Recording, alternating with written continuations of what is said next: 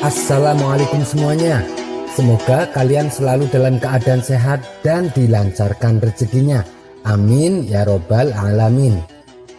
Raja Harun al-Rasyid tak henti-hentinya mengerjai Abu Nawas, namun selalu lolos dari perangkapnya. Yang ada malah baginda raja sendiri yang menanggung kekalahan. Kalaulah beradu otak, pasti Abu Nawas yang akan menang. Dan raja tahu betul kecerdasan dan kecerdikan Abu Nawas.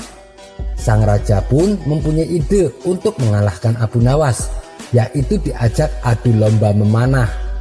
Karena lomba tersebut yang dibutuhkan adalah keahlian, bukan kecerdasan otak. Maka dipanggillah Abu Nawas ke istana. "Ada gerangan apa baginda raja memanggil hamba?" tanya Abu Nawas kepada sang raja. "Aku sedang mengadakan lomba memanah.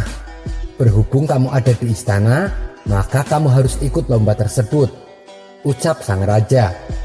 "Waduh, saya masuk perangkap sang raja nih," gumam Abu Nawas dalam hati.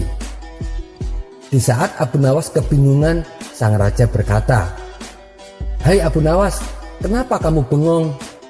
Ada hadiah besar menantimu. Tapi syaratnya kamu hanya boleh memanah satu kali dan harus tepat sasaran. Kalau kamu berhasil, maka hadiah besar bisa kamu bawa pulang.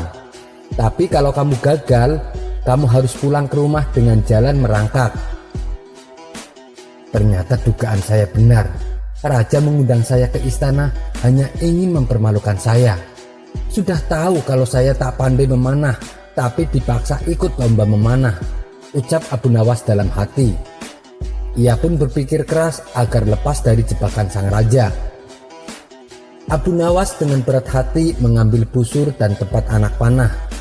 Otaknya terus berputar mencari cara supaya dirinya tidak dipermalukan oleh sang raja.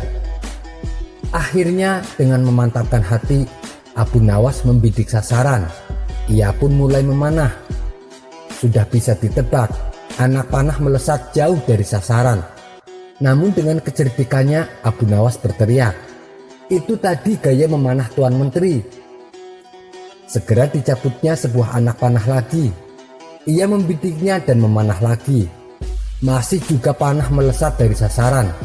Abu Nawas berteriak lagi, "Demikianlah gaya Tuan Wali Kota memanah." Baginda raja menjadi tidak sabar. Ia pun berteriak, "Hai Abu Nawas, mana gaya memanahmu?" "Tenang baginda, gaya hamba tentu lebih baik," ujar Abu Nawas tetap berlagak pintar.